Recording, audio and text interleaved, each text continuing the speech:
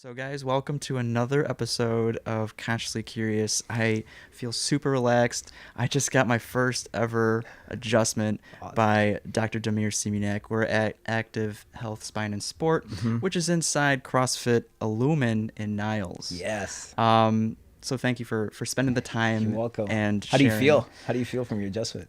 A little looser, to Yeah. be honest. Yeah. And like I said in the adjustment, which we can show some B-roll as well, like it was all very sudden. For the first time, I was like, wow, like I was definitely not expecting that. But like you said, it has to happen quick or else they're going to fight back and things like that. So I completely get Exactly. the way and the why and why you're doing that. Yeah. Some people are a lot better Yeah. at like trusting, at relaxing.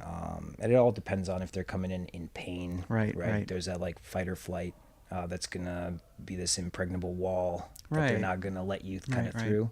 Whether it's like in conversation Yeah. during like the history or physically when you're working on them. Yeah. So you have to kind of pick your windows very carefully Right. with, at least amount of adverse consequences For sure. reactions. Yeah. For sure.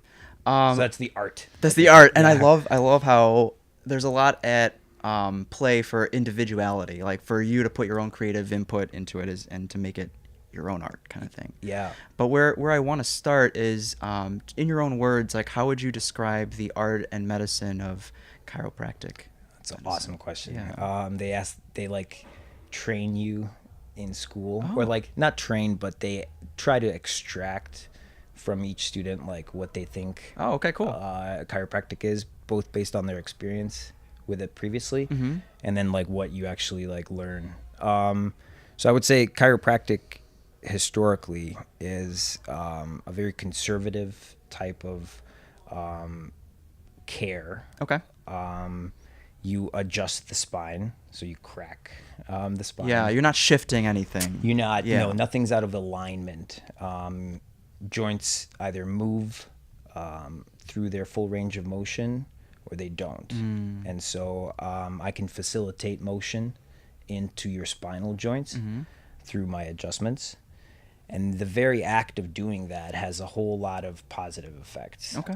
Pain goes away. You feel looser in the area. Muscle spasms go away. There's a lot of increased range of motion, all these kind of things. Right. There's a lot of positive effects to it. Right. And then if you combine that with patient education, hey, this is They got to do their homework. this is why your back hurts. Yeah. Don't do these things that hurt your Right. back right now. This is how you get your back better. Do these things. Right. I always talk about like do less bad, do more good. Keep it simple, right? and for someone that is like has that itch to get back into what they were doing, Yeah. and to be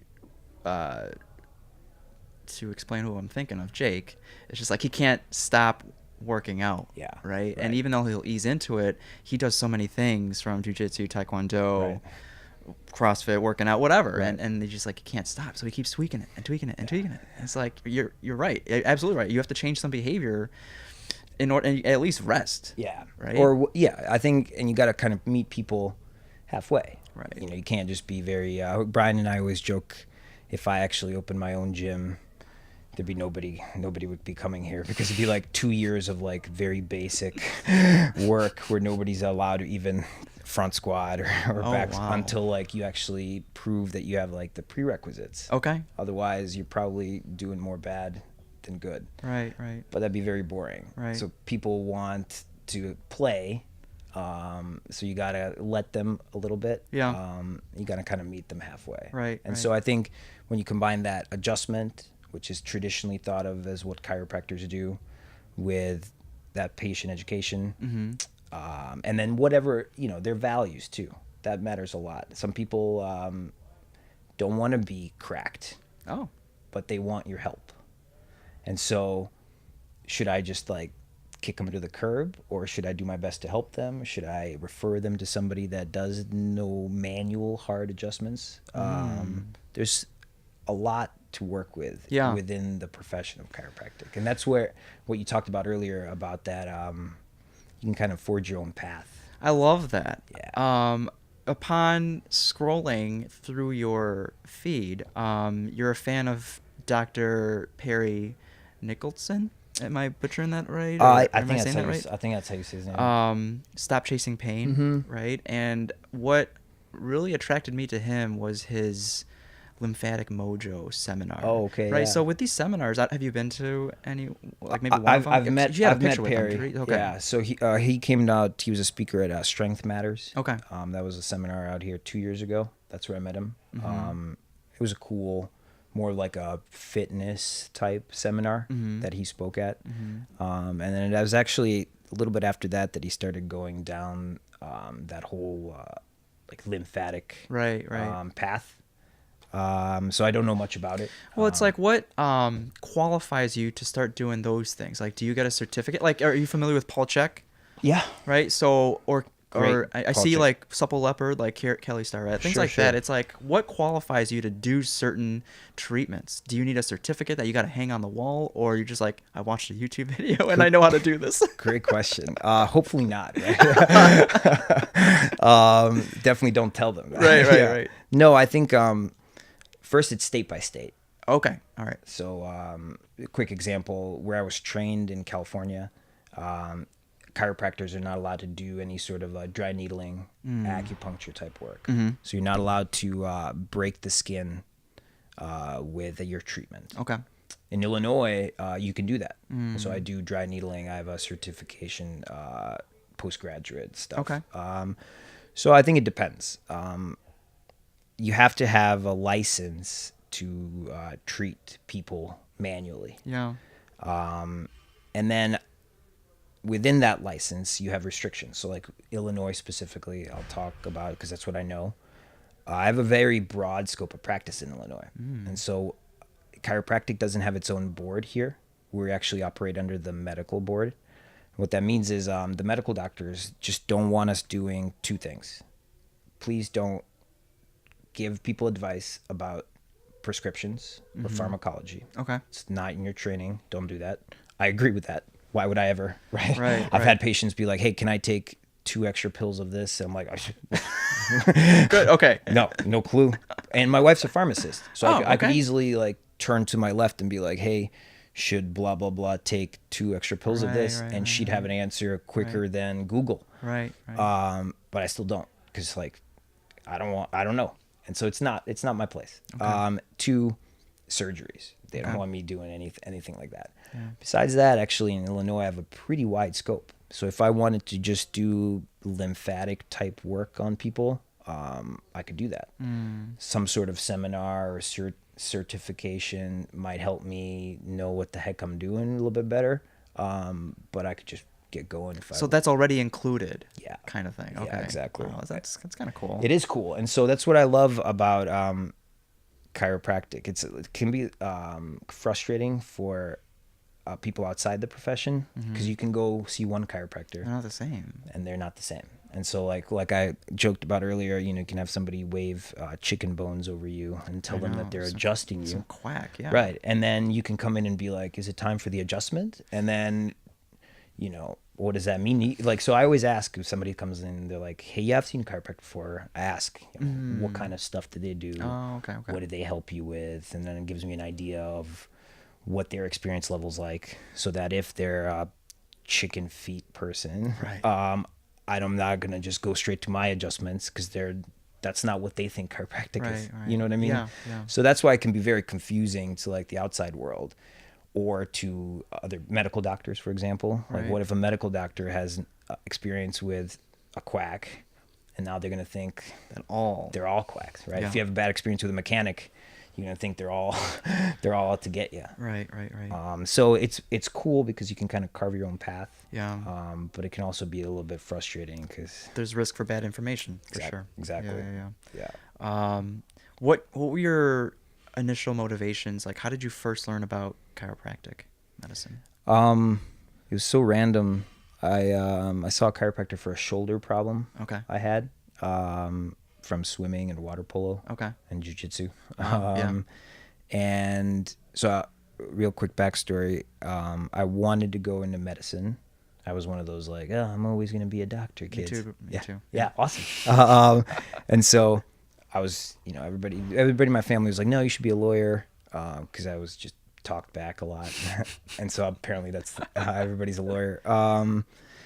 And then I started getting regular headaches in high school, Okay. like 4 to 5, 6 times a week. Wow. So like pretty often. Yeah. And they started becoming pretty debilitating. Like I'd had to quit swimming at one point over the summer, different things like that. Yeah. I was popping like Tylenol, Sure, a sure, lot yeah, of yeah. pills. And so fast forward like 5 years later, right? I was like in college, and I'm still deciding like which path, what I'm gonna do. And I started seeing a chiropractor for the shoulder thing, and he like checked out my spine just because it's like in the area, right? My Yeah. upper back and my Right. neck. And he just asked me like, "Hey man, do you ever get headaches?" And I was like, "Yeah." Like I remember just looking up at him like, "Yeah," like that's my middle name. Wow. Headaches. And he's like, "Yeah, you got a lot of tension in your upper neck. A lot of the muscles at the base of your skull. Wow. They're very thin. They're very sensitive. Yeah. They have a lot of receptors in them, so they're very sensitive to any sort of tension." Sure. And I had like a lot of like postural crap, Right. student. Oh, yeah. So a lot of like right-sided headaches. And so he worked on my shoulder, and then along that he worked on my neck, and it was a dramatic improvement. Wow. Like things that my patients tell me all the time, like, "Oh my gosh, you really helped me with this." Right, Like this right. guy really, really helped me. Wow. My shoulder, kind of still hurt, but my headaches were completely Wow. gone. Yeah. And so before this, I'd done MRIs, EEGs. Couldn't figure it out? No, nothing. Wow. They told me everything under the sun that I didn't have. So it was comforting in the sense that like I didn't have some sort of something, Right. growing Yeah. in there, but I didn't have that answer. Yeah. And It's frustrating. it is. And so this guy in this profession that I'd never even heard of, I didn't even heard of chiropractors until somebody recommended him for my shoulder. And so I was like, what's all this about? And so I started learning about like osteopathic doctors, so DOs, chiropractors. I was like, man, there's a lot more to helping people, helping everyday folk than just kind of giving them more meds or Right. surgery. Right. And so I started doing some research. I was really attracted to the campus out in California. Okay. So I just pulled the trigger. Really? Yeah, that was it. So I completely shifted from, I had taken the MCATs. I was getting ready. I Whoa. was getting ready to go to med school. Like I was applying, all this kind of stuff. I took the MCATs twice. That's how terrible that thing was. No, it's awful. Well, they give you the option to destroy your scores. Right, Yeah, right. it was horrible. So I did after the first one. It was terrible. And so anyway, that's when I decided. I was like, man, there's something to this. It wasn't a hard decision to forego DO and just go to chiropractic. What's the main difference is number hours of schooling, right? And what you can eventually do, but Yeah, and I think there's a lot more manual medicine in chiropractic than there is DO. Okay. So comparatively, DOs to MDs, right, there's a lot more manual medicine that DOs go through. correct.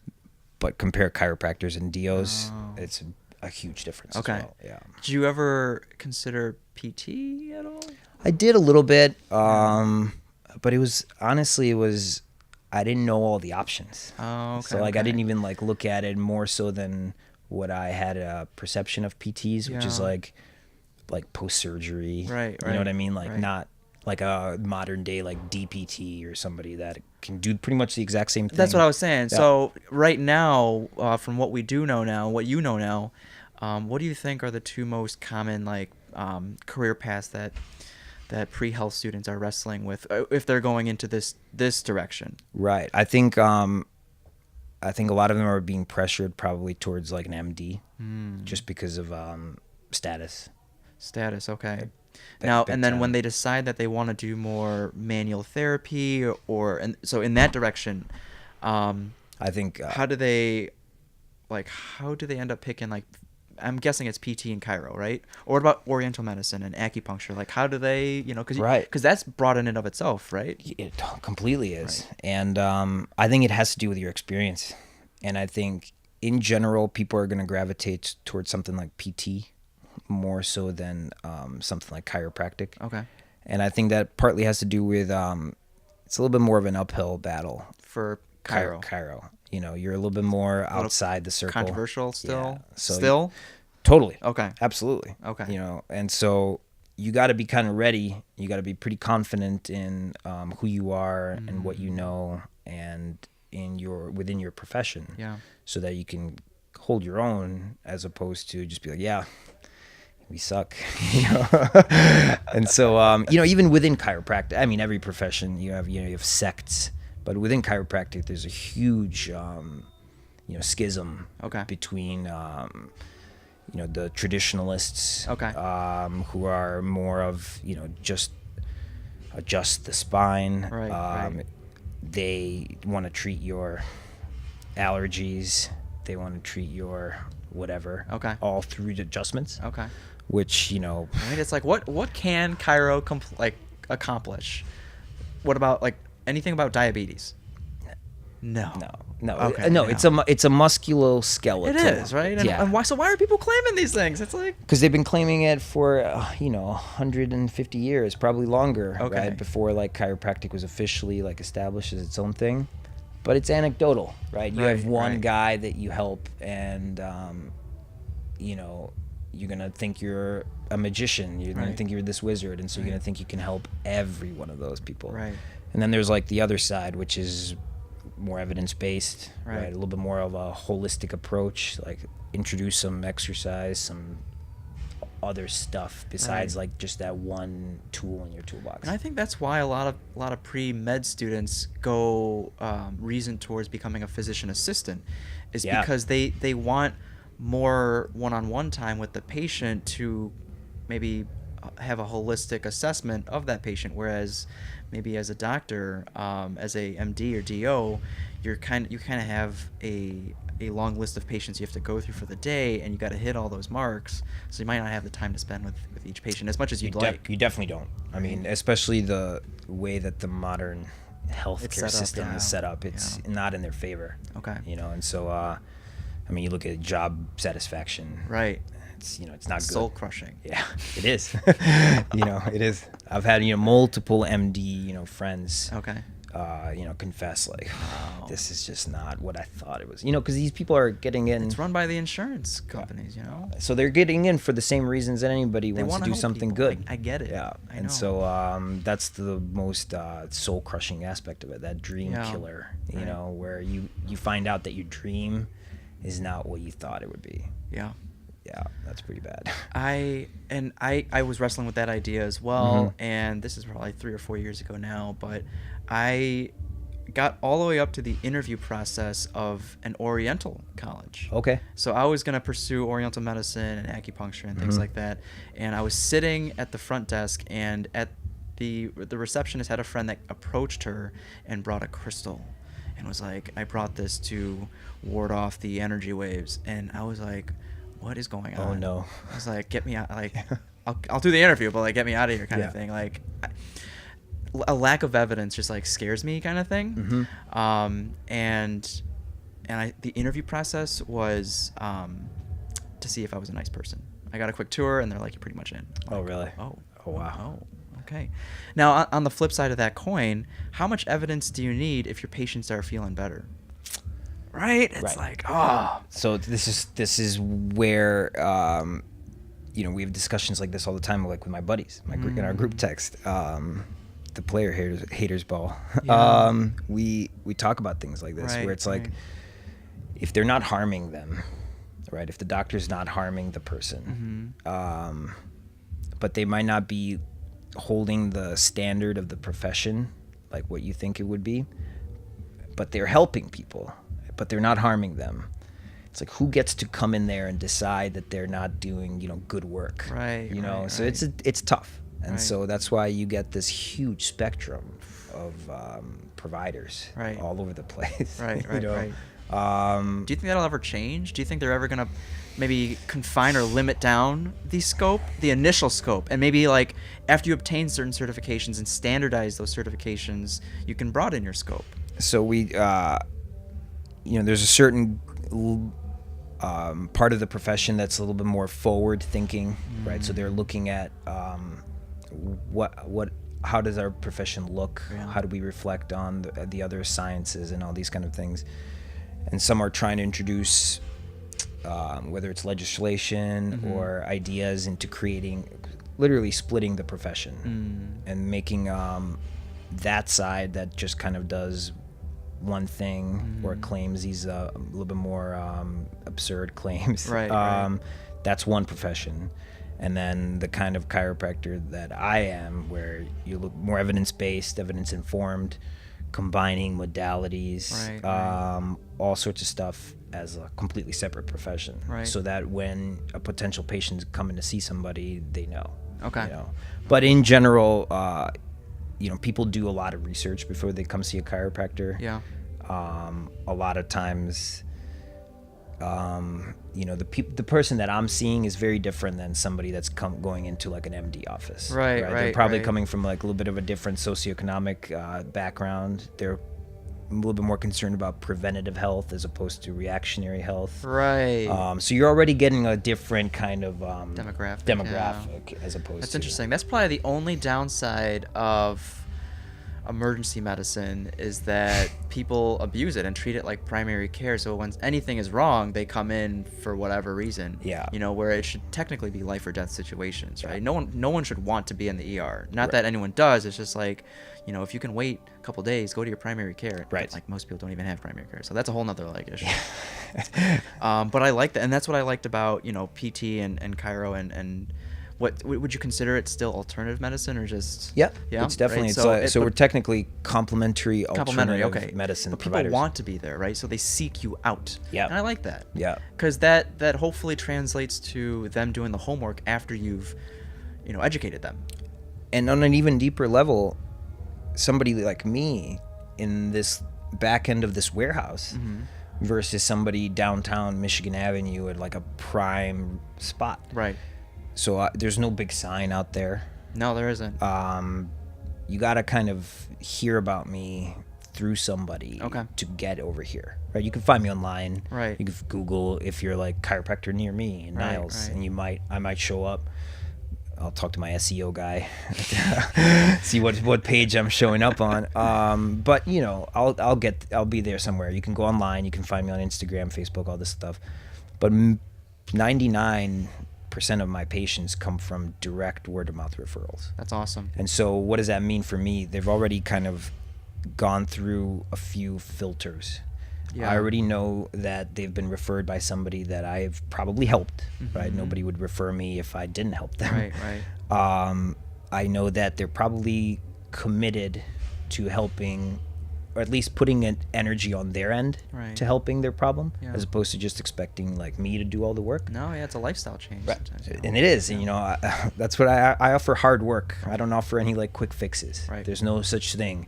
Literally, it doesn't exist. Right. You can make them feel better on the spot, but you're not doing any long-term permanent changes in one visit.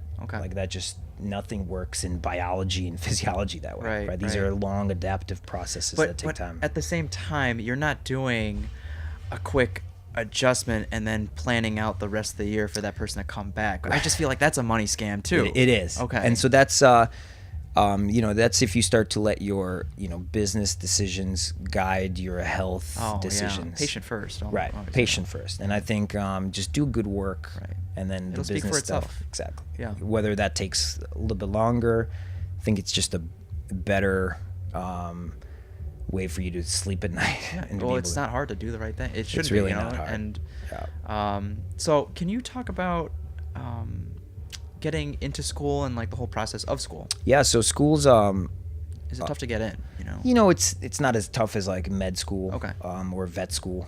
That's actually even harder than med school. There's prerequisites. Some schools require like a degree. Others require just hitting the prereqs. There's a quick interview process. Some schools, I don't even know if they have an interview. Definitely on the whole, I would say it's way easier to get into than a lot of like the more law school, med school, these kind of things. And then within chiropractic schools, I think there's 17 chiropractic schools in the United States. Wait, that's it? 17. Something like that. That's it? Yeah, I think there's one here. There's a couple in California. What's it called? National University. Okay. Health Sciences. Right. I went to Palmer College. So, does the school matter? It does. Okay. Huge. Okay. Yeah. So it matters on what kind of chiropractor you're going to become. Ooh. And so like a lot of those guys that wave, there's probably a higher percentage of those guys that wave chicken feet or whatever, that kind of stuff, coming from specific schools. Oh, okay. And so versus like there's a lot higher percentage of guys like me or gals like me coming out of like my school, for example. Yeah. A lot of very similar providers to me are coming out of like my school. Did it have a focus in sports or things like that? It did. Okay. It did. Gotcha, And so that's what attracted me. Although it's funny, I never knew about all these differences in within chiropractic before I started. So if I went to Palmer Davenport, which is like the first Palmer college, it was actually the first chiropractic college. They're a little bit more traditional than like my school, which is also Palmer, but it's their West Campus out in San Jose, California. Hippie vibes. Yeah, totally. And so I chose it as it's smaller. Okay. I did better in a smaller environment, like my high school, 100 kids graduating class, very small, and so it fosters a lot more like critical thinking, that kind of thing. Versus my college where I went to, UIC's massive. You're just a number, right? And so some of these schools are a lot bigger than others, and I chose a lot of my decision making had to do with location and overall size of the school, and then like, okay, it's also got this good sports program, sports council. You also get a lot of experience while you're a student, and so this sports club, sports council that was in that school, you got to work events, so like 5Ks, 10Ks, half marathons. Triathlons, all this bike races, all this cool stuff, San Jose State rugby games. Nice. And so you got experience like talking to people. Right. And that matters, right? Well, and you went to EMT school as well. Yeah. When I was doing my clinicals for paramedic school, a med student was watching me interview a patient, and then like they asked me after, like, how did you do that? Yeah. It's like it's like human being. You talk to them. Exactly. So like, if you don't have those skills first, right, and then you're in there with a patient, and they're like, well, what does the adjustment do? And you're stumbling over words, and so there's so much that goes into trying to be a good chiropractor, right? Especially if you also start your own business, because that's a whole different ball game. But yeah, the school does matter. Okay. And so I selected my school based on those factors, and I got super lucky that I wasn't sent to this school that's a little bit more out there. Okay. Yeah. Okay. Because I don't know if I would have been influenced by that. I don't know if like my critical thinking would have been enough to override some of the stuff that they're probably trying to indoctrinate you with. Okay. I don't know. Sometimes you drink the Kool-Aid when you're part of the crew. Right. Yeah. It was a full-time program. Full-time. So it's in quarters. Okay. So it's 13 quarters. So it's like a 3 1/4 years. And then are there clinicals on top of events that you get to work? Or? Yeah. So you got your last year, you're within the clinic on campus. Okay. And so it's like a clinic that provides, clinicians oversee your work. Sure. And then it's like almost like massage school where you get a discounted rate because the kids are still learning. Same at the Oriental College. Very similar. And so you got to learn, right? Same thing with residents. Yeah. You got to learn the craft and get experience as much as you can. And so our goal with my group of buddies and I was be as good as possible, be as good as we can be before we actually start working with like real people. And so like the last thing you want to do is know that you can help somebody with a certain adjustment or whatever, but you haven't practiced that adjustment a lot. And so one thing that I'd never considered, which is crazy now that I go back and think about it, is how manual the profession is and how much of a manual skill set it is. It is. It's not as all just like being There's a bookworm. Oomph to it, yeah. Yeah, so you have to it's a skill, and you're never going to get good at baseball if you practice once a week. No, yeah. You have to practice every day for hours a day. And so, in class, we have adjusting class and things like that, but that's not enough. It's like once a week, maybe twice a week. And so there's plenty of my classmates and other kids in the school that trusted that is enough to like learn and to be proficient. And so until they get to that clinic stage of school, like 9 quarters in, they've never done certain adjustments ever, because they thought, you know, whatever. So if you were to change the game, the school system, you'd probably include that way early on. Way early. Yeah. And so certain schools start a lot earlier than others. Yeah. So my school comparatively starts very early versus other schools that start very late. Okay. And so the type of adjusting skills that those students are coming out with, very different. And that matters. Okay. You know, you can't just be like a valedictorian and be really good at memorizing and books. It's not going to cut it out on the... In the real world, like, can you physically help somebody? Like, can you fix somebody who's like 265 pounds? Talk Right? someone else through an adjustment. That's what you'd have to do, right? And so I think the only difference between like a lot of the other classes and my class, like our valedictorian, she was actually like amazing. Nice. Yeah, she's Nice. a stud. Yes, to death. But most of the time, like, you have to practice. Okay. It's a lot of So, practice. and you said that the other buddies that helped start or have their own active health, spine, and sport, you guys practice on each other. Yep. But when everyone has a good foundation and knowledge of how, you know, proper posture and how to go about your day, how bad are each other's spines? Like when you're trying to adjust each other, like how many different adjustments do they really go through, or do they need? Is it like... Man, so you can adjust like one area of the body, Okay. like one joint, multiple ways. So it depends on, you know, in chiropractic school, they teach you, because you're trying to make sense of everything. And so there's antiquated systems still in place that Yeah. are still taught, Right. because it's still the best way to kind of teach large numbers of people.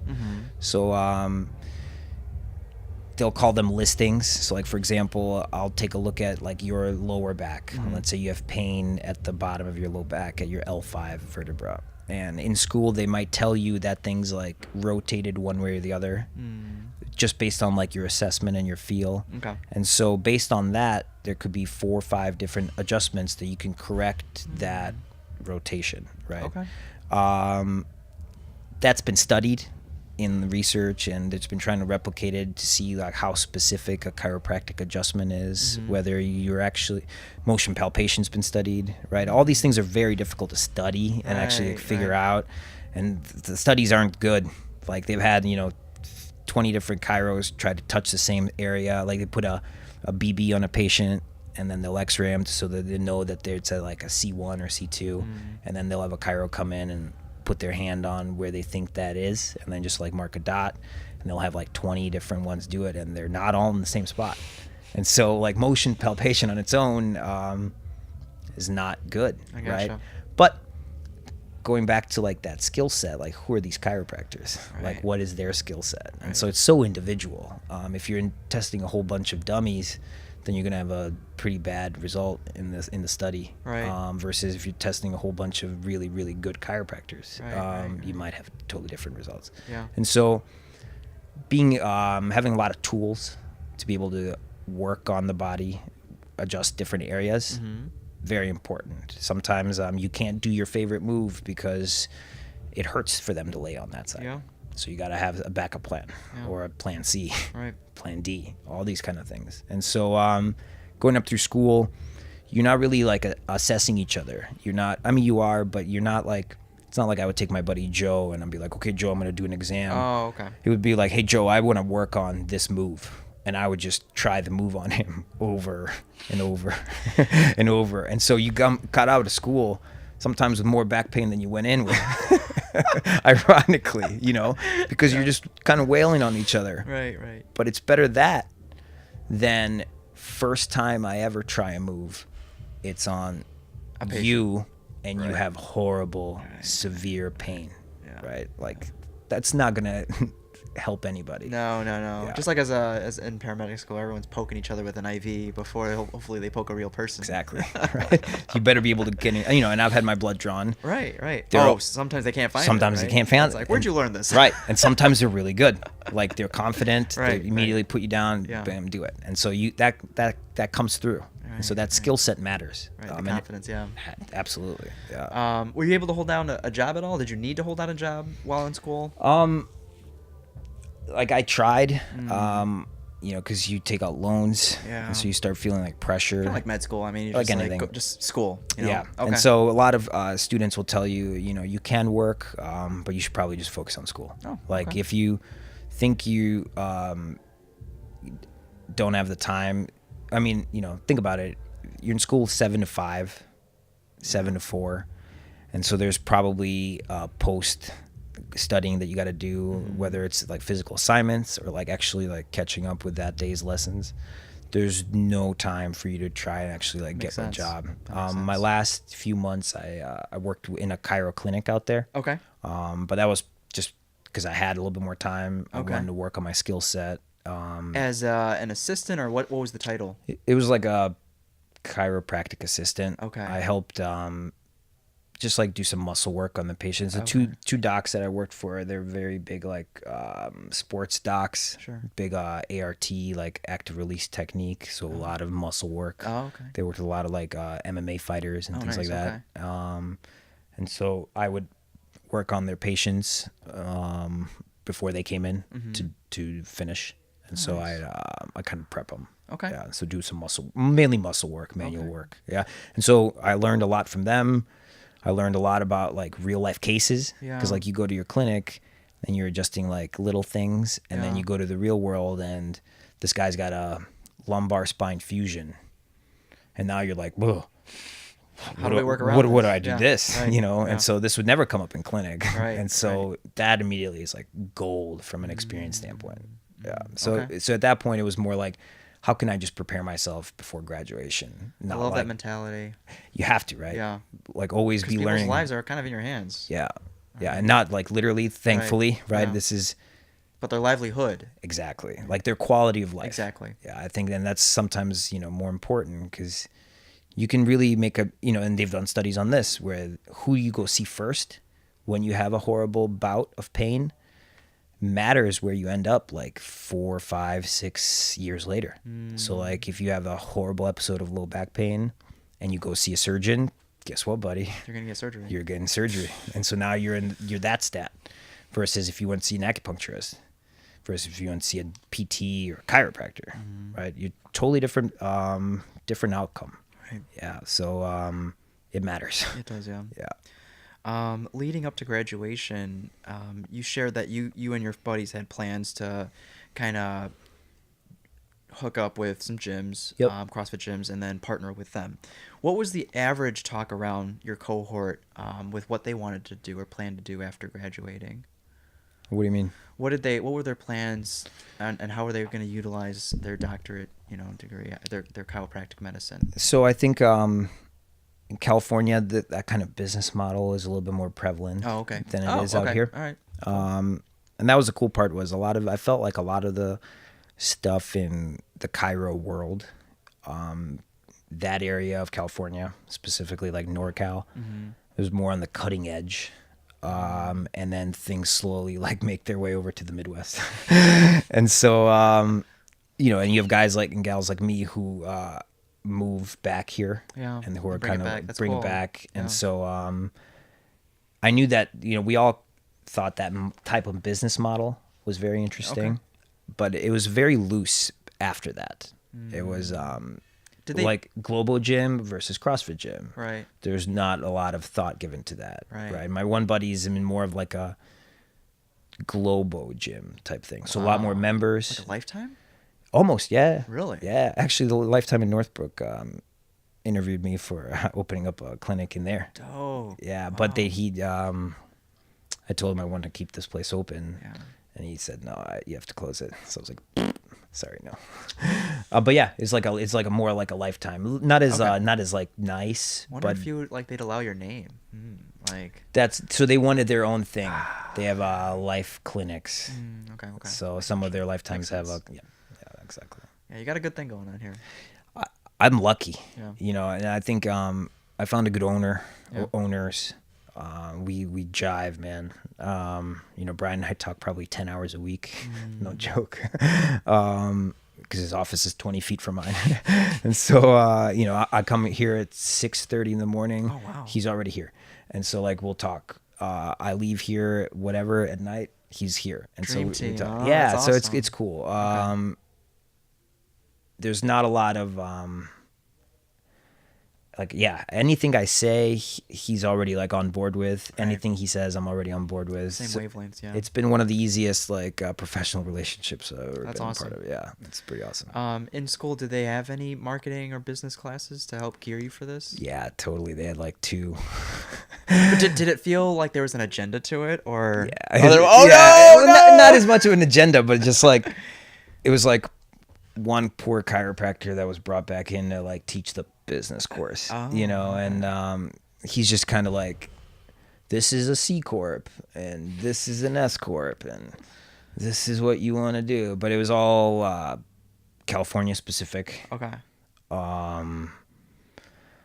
It was very basic. If you had, you know, a solid 60 minutes and Google, you'd have all that stuff. Okay. And so, no, Dang. the business stuff. So you're just kind of learning as you go as well. You have right now. yeah, and you know, it's all about having that growth mindset, Oh yeah.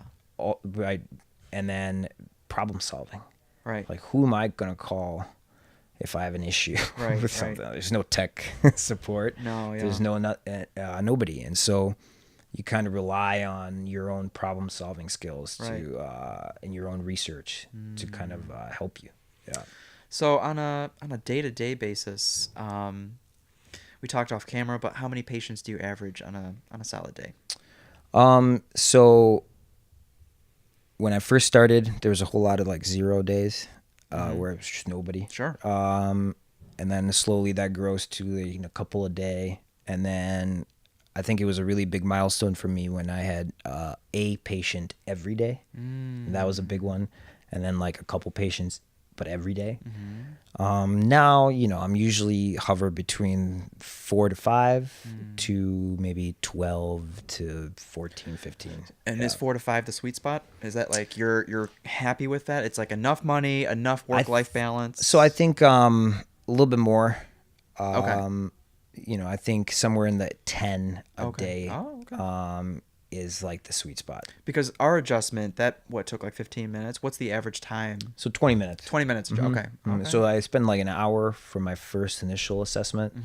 So we'll do a deep history. We'll Good. do a lot. I mean, history's where you get a lot of your information from. A lot of the way that you're going to dictate care comes from the history. Yeah. And then it also helps you focus your exam. Right. And so then you can do this like really good laser focused exam on their problem area. You have enough time to do a treatment in that area, whether it's, you know, so we'll talk a little bit more, but like manual therapy, Yeah. which is what I consider like the adjustment as a part of. That also includes, you know, muscle work or like soft tissue work. Right. And so there's many ways you can also do muscle work, right? You can do like compressive type work, like what foam rolling is. You can do the exact opposite, like decompressive type work, like what cupping is. Yeah. You can do like scraping, instrument work, Wow. instrument assisted soft tissue mobilization, like Graston type stuff. You can do myofascial release. So there's many ways to work the tissue. Some of those ways are a lot more effective than others. Others just kind of like look cool for Instagram. Dry needling. So that's another manual therapy. So these are all things that That's so cool. I'm working on you. Yeah. And then there's like the education aspect of it so that you understand what's going on and how to help yourself, which empowers you, Yeah. puts you ahead of it. And then all the good homework, right? All that beautiful, beautiful homework. And so you got to kind of combine all these things into one package. And so in an hour, that first hour, you have time to do a good assessment, treatment, and then decide whether you're going to try and dive into some exercises or correctives that day, whether you're going to see how they respond to your care, and then decide the course, right? It's very fluid. Yeah. You can't just like create a plan. You come to me for back pain. I'm like, all right, man, it takes me 14 visits to fix back pain. You know, what back pain? Like, what's causing it? Right. Are you 61 and have a bad spine? Right. Are you 16 and have a bad spine? Like, these are two different things, so they're going to be totally different course of care. Right. So you got to kind of make adjustments on the fly, have a loose outline of things Yeah. how you want to work. At least that's how I work. It just makes so much sense that chiropractic medicine falls under the medical model. The way you handle patients and take their history and a thorough history before you do any sort of treatment. Mm-hmm. And I know that's like very broad depending on what kind of chiropractor you are. But just like the based off the description you just said, like it just makes sense that you're under the medical model. And I think that does make sense. being under the medical model should bring legitimacy to Agreed. to And the I think focus. I think once you go see a practitioner that is a good one, Mm-hmm. and once you kind of go through the process and you get care and you talk about and you get educated on exactly what's causing it, and you see the results, Yeah. and then you see how you can help yourself, I think that like legitimizes it the Yeah. most. And then it's all about like one person at a time, Right, slowly right. but surely. So going back to the days that you had 0 to 1 to 2, what was your mindset, or what did you do to increase that volume? First, my mindset was I'm failing and I'm gonna go out of business. But it was, so I never wanted to like just hit the streets and like just knock on every Yeah, door. it just doesn't feel organic. Yeah, And I'm not one to be salesy either. And it puts me out of my comfort zone. Other offices will stress that a little bit more. They'll stress the salesiness of it. Yeah. Like it's more of a sale. And so they'll look at things like, what's your close rate? And it's like, man, what are cars? Like, and what do you mean by close rate? Like, they come back? What's that group that go to all like the festivals and like they do free Chiro assessments? One? Yeah. So like I'm thinking of that one. Yeah, or like even, arguably maybe worse, like the joint. So that's, there's no exams on that one. You just come in, $20 for an adjustment, and you leave. So they just Yeah, wow, they just kind of crack you left-handed, right-handed, whatever it's going on with you. You just get an adjustment. Okay. And that's their model. Like they say, like, hey, this is what we do. They purposely open up next to like a ATI or a Athletico. Yeah. And so anybody that wants something more, they just go over there. Oh. This is what we do. Oh, okay. And there's plenty of chiropractors that practice that way on their own without being okay. part of like a big group. That's cool. I mean, if that's what makes you happy. And they're upfront about it. Yeah. They're not like, hey, look, I'm fixing your broken whatever with this. Be like, hey, I'm adjusting you. If it helps, great. Come back or don't, whatever. Yeah. But this is what the kind of care that we provide. Right. I think that's, you kind of start pigeonholing yourself a little bit into more of like just being a,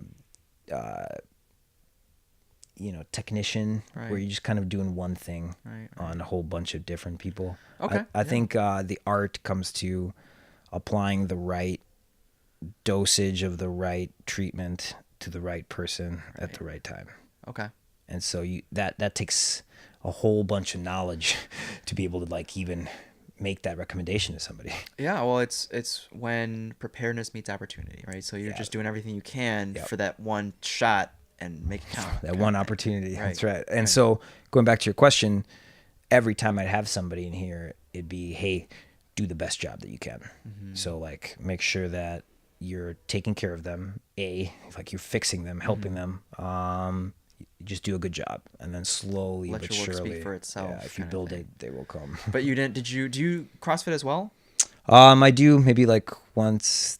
But you're not Twice a week. shamelessly like plugging yourself like, hey, I'm a chiropractor in the back room over there. No. Okay. no, never. People know me. Okay. Brian always like introduces me if he's showing new people around. Like, hey, this is Damir. He's our on-site guy. If you have any questions. Oh, great. Sometimes he doesn't. Sometimes he does. Like It I'm is what never. it is, yeah. It's never a thing.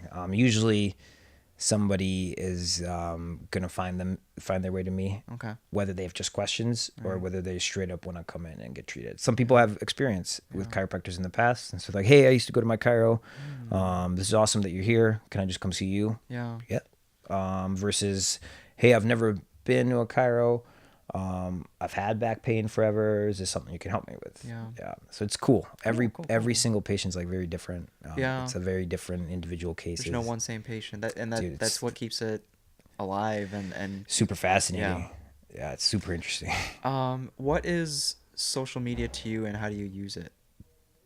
For the business. Yeah, I think it's like an extension of what I probably talk about if we were around anyways. Right.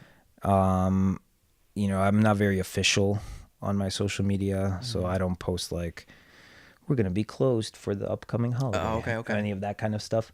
I think it's just more about very similar to stuff that I do out there when I'm like just walking through the gym. If somebody has a question about something like, hey, how do I do this stretch? Or am I doing this right? Or, hey, blah, blah, blah. I don't go, I'm sorry, I'm off hours. You're going to have to make an appointment with me, This is always on, yeah. So like I help them, Right, we right. I'm not treating people out there, No, but we're no. talking, I'm answering Doesn't hurt questions. to bounce ideas Absolutely. around. And so, or show people a stretch. Right. And so it's just an extension. My social media is just an extension of that. Yeah. But I definitely don't take it very seriously. Maybe as you should, or maybe like. But I take the power of it seriously. Okay. But I don't take myself too seriously on Oh, there. yeah, that's a good thing. No, Yeah. that's absolutely a good thing. Yeah. We talked about myodetox and Vinny. Like, how? When did you discover? When did you like stumble upon? So I use social media stuff. It was a few years back, maybe a year and a half, 2 years ago. It was like just seeing posts on Instagram. So they've already been big then. Yeah, At that time. decently big, and Yeah. it was like one of those things where at first I was like, oh, this is cool, Right. and then the more like, right, and social media gives you like a really weird, unique perspective on. I always ask like people like, what do you see when like you look at go through my thing? Like what are you kind of feelings? Like what are you getting from it? Right, Like right. how do I come off? How do I Right. come across? Like do I come across as like a prick, like an asshole? No, not at all. I think someone that wants to better themselves. So hopefully, Yeah. right? And so, with myodetox, it seems like they help a lot of people that don't have a lot of an idea about a lot of this kind of stuff. And maybe that could be another platform for chiropractic medicine. It is, Right? yeah. To Yeah. change the controversy and reverse it into what it really is or what it could be. So I think, and even within myodetox, they have plenty of do, yeah. chiropractors They do, yeah. that are their guys. Where I take some issue is in the type of things that they do for treatments. I don't, agree with, Oh, sure, yeah. or I don't think are effective, but they look cool, sleek, For the gram, sexy. yeah. It's all for the Oh, gram. okay. And a lot of that kind of stuff that's on there, not just them, right? Any kind of one of those kind of pages. It's like a small little snapshot into something. No, it's not a complete picture. Yeah. And so when you have a little bit more experience and some more knowledge with what actually works from like a soft tissue or a musculoskeletal standpoint, there's certain things that a lot of people do that have never been demonstrated to do anything. And I think that goes a long way. I think that's great when you've identified that something hasn't been shared Yeah. on social media. Yeah.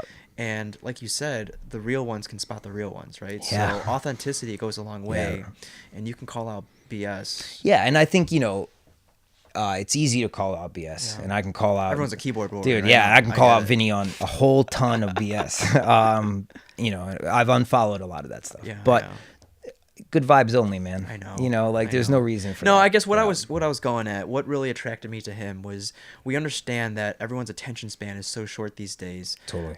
With the instant gratification, and that he really modified his videos to the point where they've become instructional, like as far as stretching and things like Totally. that, and how to like common issues like sciatic pain and things like Mm-hmm. that, like what stretches can be done for that. That really appealed to me, and then I just continued following after that. And And Move You, another great example.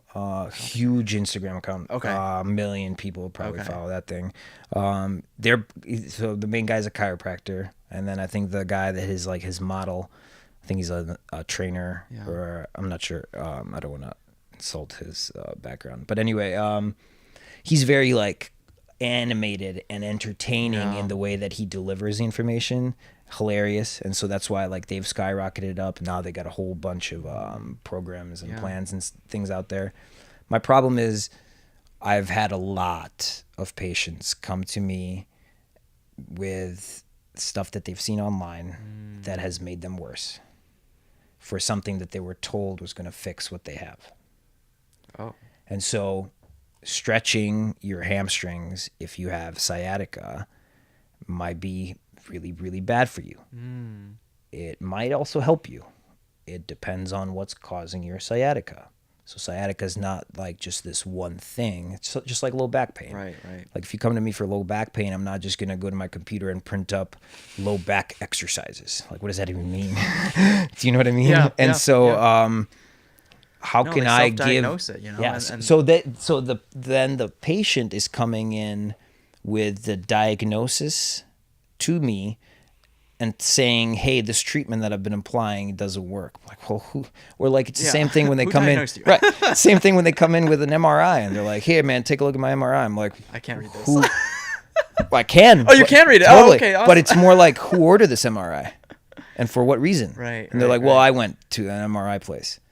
I'm like, "Okay, that's great. It's more info.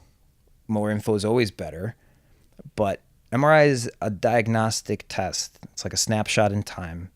It's ordered by a doctor as part of an investigative process, right? You're trying to figure out what's going on. Yeah. You're going to try to figure what's going on through a history. You're going to try to figure out what's going on through some sort of physical examination. And then if that doesn't give you enough information, you're going to go deeper and you're going to do like diagnostic imaging. But like jumping those first two things and going straight to the diagnostic imaging, just because you have the access in the modern day that we live in, doesn't mean that that should be it. You know, and so this happens to me probably once a month where somebody comes in with like, "Hey, here, take a look at my MRI. Who ordered this and for what?" Right. That's frustrating. Yeah, it can be. Is there anything else frustrating about the job? Maybe like when patients don't do their homework and come back with recurring pain that like that can be frustrating. But man, I'm just as guilty of that. Yeah. You know, I had a flare up, low back stuff in December. Wound up in the ER. No way, that bad? Yeah, it was bad. Jeez. Anyway, I went to see my chiro. He helped me. He gave me exercises to do. I did them very diligently in the beginning when the pain was a constant reminder to do my stuff. As the pain got better. It's an interesting teacher. Yeah, and then the pain got better. And then I stopped doing the exercises because I was like, "Oh, it's fixed." It's not. It's just not in pissed off at this moment. You know, it's not symptomatic. Okay. And so I'm just as guilty of that. So I've first year you get a little bit on your high horse about that kind of stuff. You're like, well, if I can't help you, if you can't help yourself, kind of deal. But people are people, man. It definitely humiliates you, or it humbles you. Humbles you. Yeah, and it humiliates. It does. 100%. And so you kind of have to meet people halfway. I had a really earth-shattering revelation like this when it was a client that I hadn't seen in a while. And I found out that they had like a relapse, like alcohol relapse. Oh, sure. So people are dealing with like problems, Right. real world stuff, and so you never know what they're dealing with, and you're here like, "Well, I'm trying to fix your knee pain." Like, what if they got some big life stuff going on? So there's priorities to everything, and so I just try to, psychology comes into play a lot. So you never want to like play like mindset, right? Yeah, okay. You don't want to play blame games and all that kind of stuff. Like you want to be that like force of goodness in their life. Like, hey, come to me.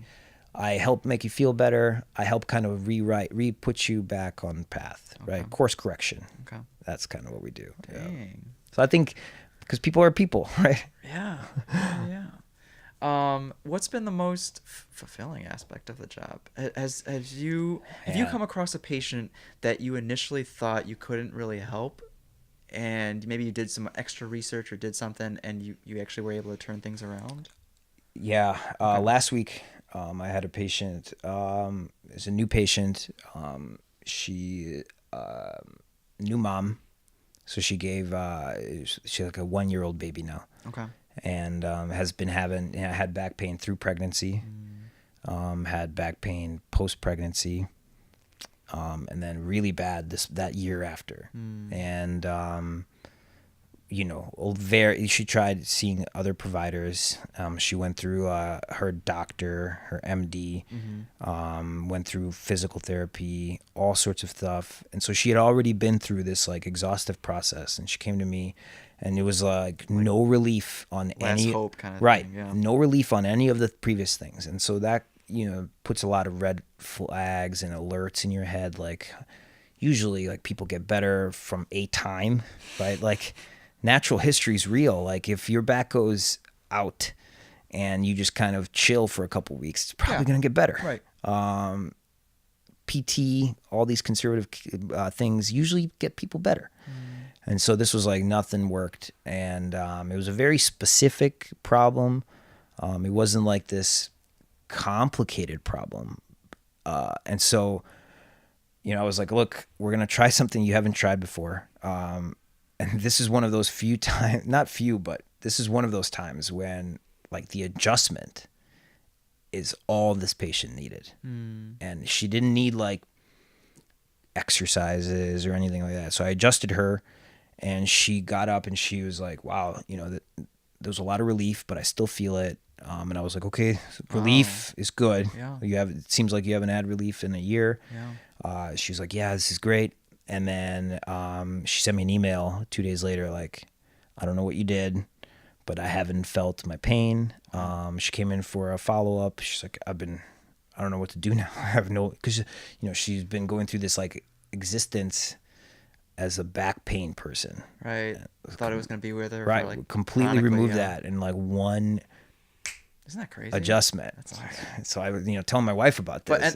But you're probably still humble about it. That let's Totally. like be conservative. I didn't cure her. I am the magician. Yeah, but for sure I am. No, I didn't cure her of something, but I definitely made her life a lot better. Yeah, and so like there's stories like that, man. Every week. Wow. And like we had a swimmer that was bad shoulder, state championships coming up, last ditch effort before they went. One session of muscle work, completely gone. Wow. And so like there's a lot of that kind of stuff, not just in my office, all across. Sure. And so these are like quality of life things, right? This isn't like their shoulder was about to fall off and they need to be stitched back on. It was more like this girl's like whole dream of being a really good championship swimmer was on the line. And we got to, help her, and she did really well, Damn. Yeah. So it's cool. Okay. That kind of stuff like keeps the flames burning easily, man. Yeah. Easily. Right. Yeah. So you said that you do dry needling as well. Mm-hmm. How do you go about seeking, how to expand your scope next? Good question. I think it purely based on like my interests. Yeah. And where I think like my deficiencies are. Okay. And so I got dry needling because I had no experience with it.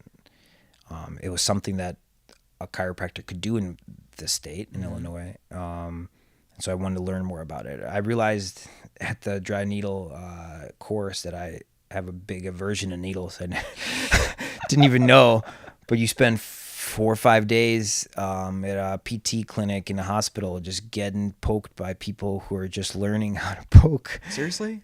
Who else are you going to practice I on? guess so. Yeah, and so there's so many like zingers or their hidden nerves, pushing on things a little too deep, all that sort of stuff. Yeah. And so by the end of that certification, I was, I headed up to here, and like I get a huge like full body, anxiety when I get dry needling done. But it's helped me. It helped me for a couple things. So what is it? It just releases tension? Yeah, that's short form. Okay. And then there's like electrotherapy with, right? right? So you can hook them up to like a point stimmer where you just kind of like touch it, or to what I have, which is like little alligator clips. Yeah. So you can get a whole bunch going at once. Really? We use that in the operating room. Oh, cool. So we can see how under they are with anesthesia. Oh, so the more twitches we see, like they're waking up, like the muscles are firing. Yep. Kind of thing. And so that's what we're trying to do, is you're trying to elicit that twitch reflex. In during the cert, they teach you, you get that one twitch. That's great. you got the intent. Mm-hmm. For me, more is probably better. Mm-hmm. So we do a whole bunch of twitches. Yeah. A little bit more powerful of a treatment. Okay. But it's very specific. I get you. It's really good for certain things, and then it's probably not going to do anything for other things. Okay. So you kind of got to know when to apply it. Mm-hmm. But if you never went through the certification, you would never even have that in your toolbox. I guess let's apply this to all your licenses and certs. Is there any Con Ed CE that you got to do? Like, how often do you have to relicense and things like that? So relicense you every few years in Illinois. You just reapply, and so there's no exam you got to redo. There's no number of Con Ed, like as an EMT. Yeah, 120 every 4 years. Like, I think like we're every 2 years from continuing education. How many hours? I forget what it's weird because nurses don't need a lot either. So it's like I forget what it is. How do you know if they're up to par still? I do probably like 3 times the amount that's like needed. Yeah, I'm sure you do. I do stuff all the time. So right now I'm going deep down the functional range systems rabbit hole, and that's all the stuff that I like kind of view my rehab lens through. So they have their own assessment. They have their own like manual therapy arm, and then they have their own like physical exercises arm. By far most out of all the other systems that I've studied and I've gone through certs, this one, it makes the most sense, backed by tons of research, taught by really, really smart people. Yeah, it's people you people look they up to and exactly. admire, they become your mentors, these types of people, right? And the more you pick their brains at all these different seminars and things, you really find out like, man, I don't know anything. That's what happens when the deeper you go into a topic. And so that's when you realize like, okay, so these things that I've been doing, probably not doing what I think they were. I could probably shed that and never do it again. So it kind of just laser focuses your treatment so that you can just provide the best care. Right. I can just can order a cupping set off of Amazon for $25, have no license, no cert to do it, and just cup everybody. And I would help like 1 every 300 people. Oh, okay. Do you know what I mean? Yeah. But if somebody comes in and cupping is the right thing for that person at that time, it might help them a lot. And so like being very diverse in your skill set, super important. Dang. Yeah. What's next for 2019? So I got an ebook coming out. Whoa. Yeah. For free? For sale. That's funny because there's a lot of marketers that like sign up for my email. Yeah, and you get a free ebook. Right. They do one of those. I was thinking about doing one of those where it's like not as dense. Yeah, like what common ailments, right? 5 questions you should ask your chiropractor. Right, one of those kind of deals. Right. Those are great. Kind of like join my email list. Here's something for free. Okay. That's pretty much what those people do that for. Okay. This is more like a mobility program within an ebook, and so it's the way I structured it is it takes about 12 weeks to go through like the program. It's divided into 3 phases. Each of those phases kind of builds on each other, and so you have different positions that you do certain like moves and exercises with. It's geared towards beginners, people that might have pain but definitely don't have no experience in trying to help themselves. Yeah. And so it's a book, and then it has like live links to YouTube videos of me explaining all of the things, kind of guiding you through it. Interesting. Would you ever want to be like host your own seminars, like go to different CrossFit gyms and? So funny you mentioned that. At the end of this month, Active Health, we're hosting our first like movement summit. Cool. And so that's what we're doing out in Scottsdale, April 27th and 28th, Saturday, Sunday. So Dan, Joe, and I, Active Health Victoria, Active Health Scottsdale, he's hosting, and myself, we're all going over there. 2 days. Day 1 is going to be like upper body. Yeah. So we're going to go through all sorts of stuff, and then get a workout in. Right. And then day 2, like a little bit more lower body. Might have those days reversed, whatever. Now, how do you go about attracting people to come to that? There's already a lot of people that want to come just from like following us on social media. Okay. A lot of people that want to come just because they know Joe out there in Scottsdale. Oh, okay. So it's at one of his. So it's that at the makes sense. gym that It helps when that you know hosts it. someone, right? Yeah, absolutely. But like, I guess like Perry travels, like Vinny travels, like, and they. I'm not. But like they've already had a reputation. They have a reputation. Yeah. Right? So this was like not as much of like a world tour kind of deal. It's more like you got to start somewhere. Yeah, and we're going to host it at our spot. That's amazing. But in terms of whether I would want to do that regularly, maybe not. Oh, okay. Just because like most people want to get paid to travel. Yeah, it's okay. I don't want to get paid to travel like without my wife. Okay. Yeah. Okay. I'd rather just go out. Husband with her. first. Yeah, exactly. And like I have a really awesome job. I have a really awesome life, and so leaving it to let this die and to try to create something else elsewhere, doesn't make too much sense right now. I'm all about it. Because who's running this shot then? Right, and I think about that kind of stuff all the time about like scaling and growth and how could I ever hire somebody? That's such a complex thing. Like who's the person that you're hiring? This is the kind of stuff Brian and I talk about. Yeah. You can teach skill set. Both of you guys are probably like I want like almost like micromanage until you trust them to take over. Yeah. And so at first, when I first got out of school, I was all about, what certs do I have? What distinguishes me from every other blah, blah, blah chiropractor? And that's when most like employers look for, like, oh, do you have your dry needling?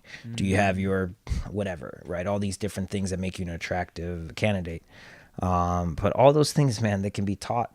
Right. Yeah. And so I'd rather hire like the perfect person. Like what's their work ethic like? Mindset. What's their mindset? Yeah. Like, do I like trust them on this deep level? Cause like not everybody am I going to jive with as well as like I jive with Brian. Yeah.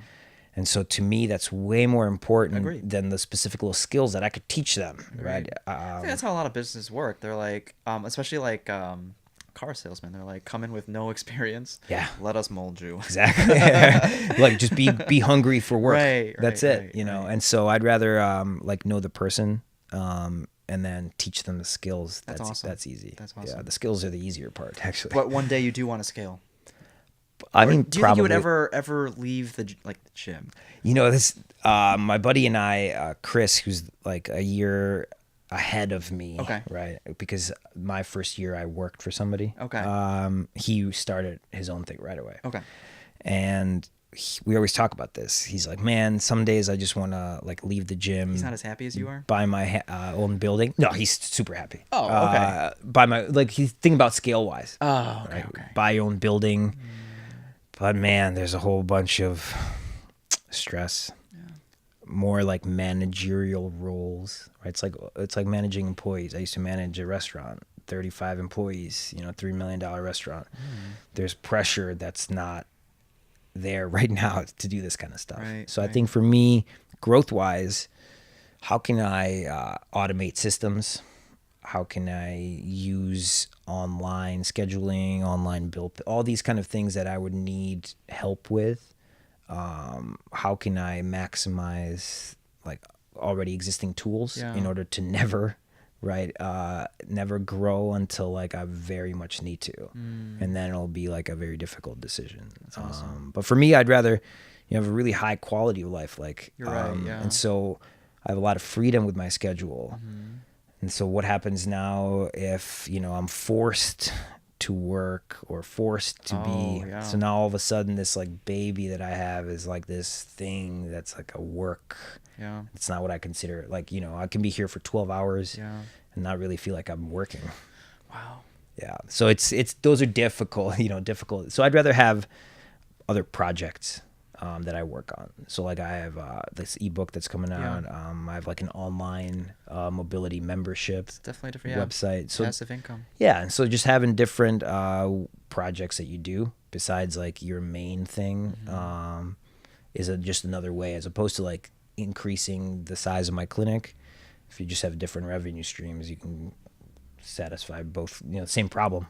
Two different ways. This is probably a little. It's very subjective, but how much time or how many years did it take for you to feel like you've mastered the art? And definitely haven't mastered it. Oh, that's very humble of you to say. Not even close. But it sounds like you like put in a lot of the work in the in the front end, like, well, even before you graduated, right? So Yeah. like, but I'm sure no one, like, even as a paramedic, like, I'm still learning. I'm like, oh, it's weird to say that because you have people's lives in your hands, but but it comes with the territory of having the growth mindset. Yeah. But maybe on average, like, the number, like 10,000 hours bounces around, right? So like, how for a chiropractor, like, So I definitely think coming in with a base level of the physical skill set.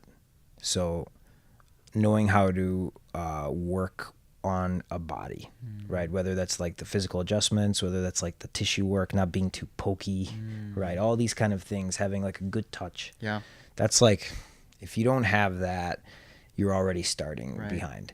Then it's interpersonal relation skills, right? Then it's all the knowledge that you got to be able to like diagnose people with and like know what you're working because on. at the point where you're able to break it down into layman's terms, right, to explain what's going on to the Right. And patient, so that's the other right? part is you go through school and you go through all these classes where you're memorizing Latin words and all these deep things, and then somebody comes see you.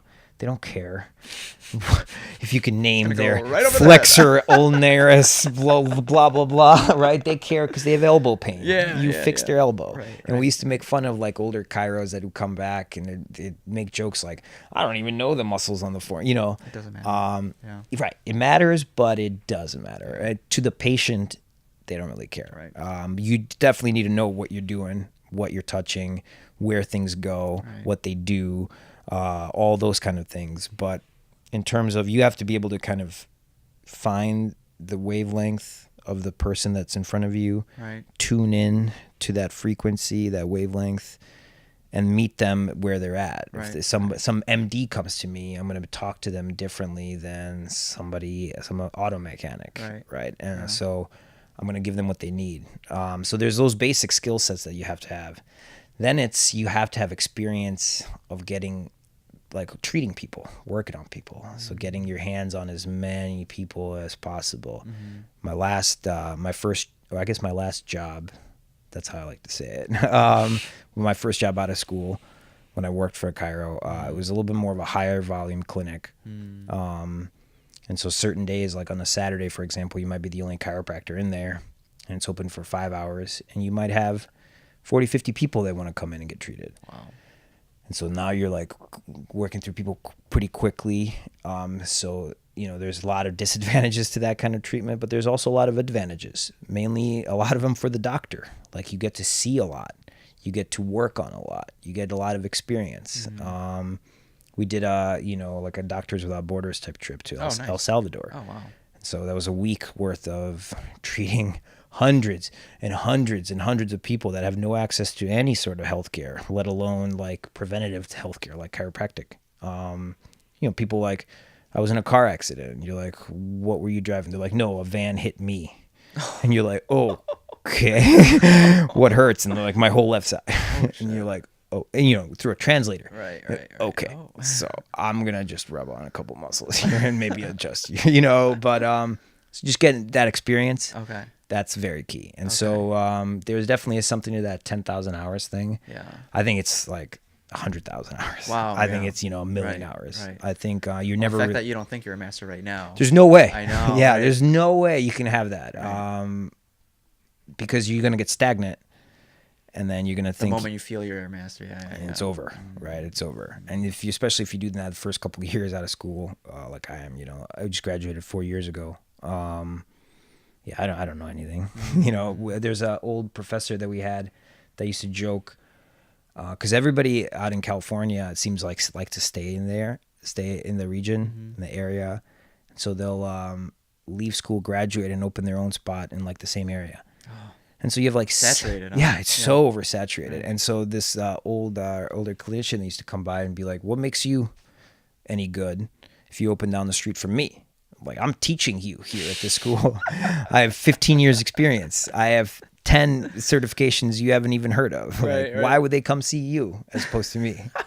And like, the guy had a good point. Yeah. Like, yeah. So that being said, do you know any chiros that just buy a table and work on their friends and family? when they first get started, or is that not Yeah, kosher? yeah. Okay. Everybody does that. Oh, So okay. most students buy a table like your first or second quarter.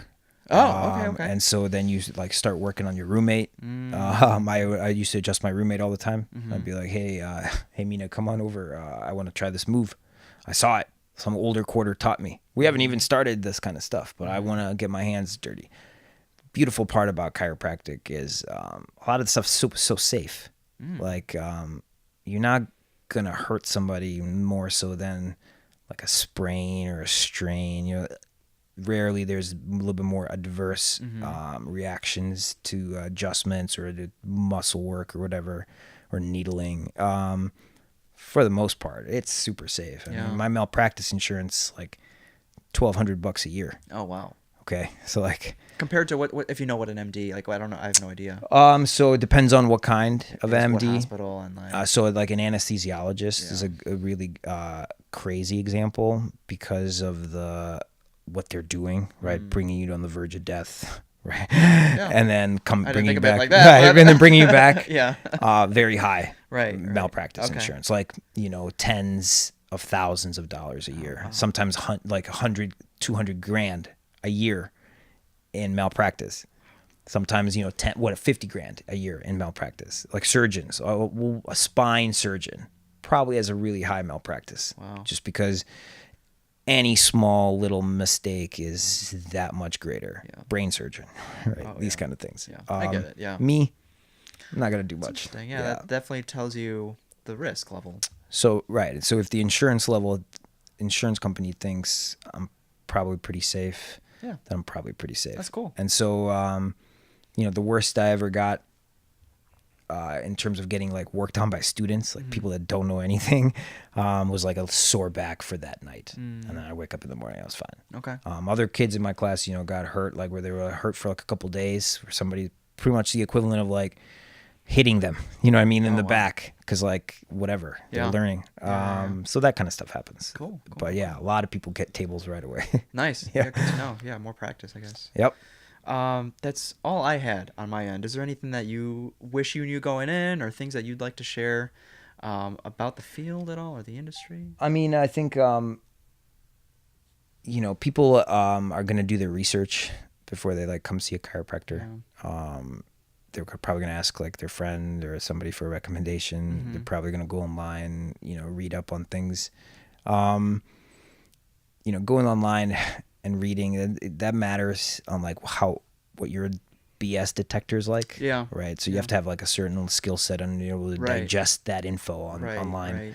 Right. And so what I would say to people is, definitely if you have pain, if you have back pain, if you have like joint pain, I would see everybody under the sun before I went to see somebody that was going to do something permanent and very invasive. Right. And so whatever that kind of provider is, whether like you have a sister who's a PT, great, go see her. If your dad's a chiropractor, great, go see him.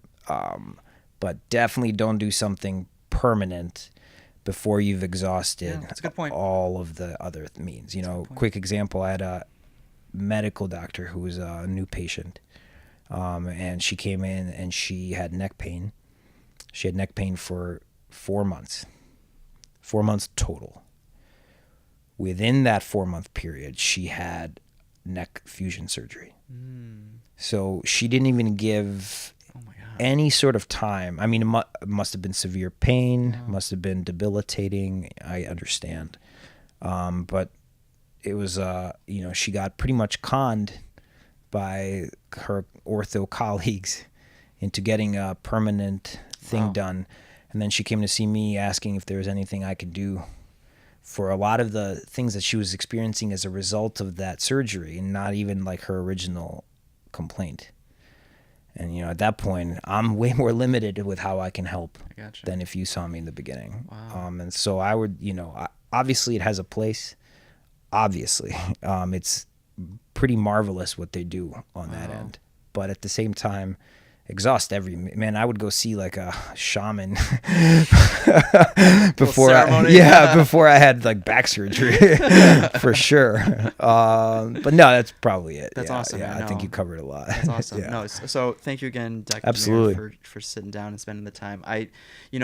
I learned a lot today, and I hope a lot of people do end up learning a lot. I learned so much that I kind of want to go into chiropractic school. Cool. That's how good it was. Like, awesome, man. That's how interesting you should. It's go to Palmer West, California. Oh, okay.